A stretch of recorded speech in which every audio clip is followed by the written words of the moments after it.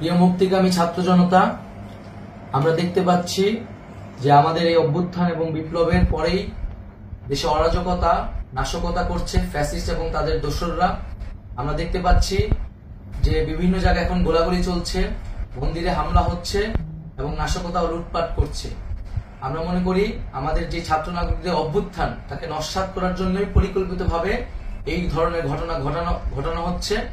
আমরা মুক্তিকামী ছাত্র জনতাকে সজাগ এবং সতর্ক থাকতে আহ্বান জানাচ্ছি এবং আমাদের যে অন্তর্বর্তীকালীন সরকার, আমরা সেই সরকারের যে প্রস্তাবনা 24 ঘন্টার সময় নিয়েছিলাম, জরুরি পরিস্থিতি মোতাবেক আমরা এখনই তার একটি রূপরেখা ঘোষণা করছি। আমরা সিদ্ধান্ত নিয়েছি যে সর্বজন গ্রহণযোগ্য আন্তর্জাতিক খ্যাতিসম্পন্ন নোবেল পুরস্কার বিজয়ী ডক্টর মোহাম্মদ ইউনূসকে প্রধান উপদেষ্টা করে অন্তর্বর্তীকালীন সরকার গঠন করা হবে এবং ডক্টর মোহাম্মদ ইউনূসের সাথেও আমাদের কথা হয়েছে। তিনি ছাত্র জনতার আহ্বানে বাংলাদেশকে রক্ষা করতে এই গুরু দায়িত্ব নিতে সম্মত হয়েছে। আমরা সকালের মধ্যেই আমরা এই সরকার গঠনের প্রক্রিয়া দেখতে চাই। রাষ্ট্রপতির কাছে আহ্বান থাকবে যে দ্রুত সময়ের মধ্যে ডক্টর মোহাম্মদ ইউনূসকে প্রধান উপদেষ্টা করে অন্তর্বর্তীকালীন সরকার গঠন করা হোক এবং এই অন্তর্বর্তীকালীন সরকারের বাকি সদস্যদের নামও আমরা সকালের মধ্যে ঘোষণা করব।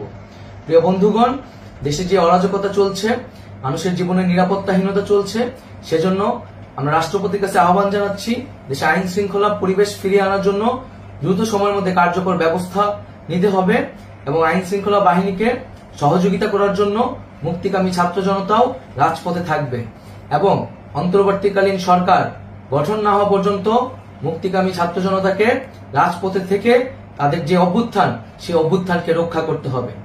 প্রিয় বন্ধুগণ, আমরা রক্ত দিয়েছি, শহীদ হয়েছি। আমাদের যে প্রতিশ্রুতি একটি নতুন বাংলাদেশ গঠন করার জন্য, সেটিকে আমাদের অবশ্যই বাস্তবায়ন করতে হবে এবং অবশ্যই ছাত্র জনতার প্রস্তাবিত সরকার বাদে কোনো ধরনের সরকার কিন্তু মেনে নেওয়া হবে না।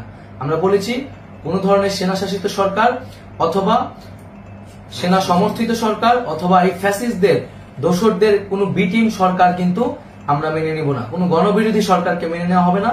ছাত্র জনতার অভ্যুত্থানকারী যে প্রস্তাবিত সরকার, অন্তর্বর্তীকালীন সরকার, যেটা আমরা সিদ্ধান্ত উপনীত হয়েছি ডক্টর মোহাম্মদ ইউনূসকে প্রধান উপদেষ্টা করে এই সরকার গঠন করা হবে, সেই সরকারকেই বাস্তবায়ন করতে হবে অবিলম্বে।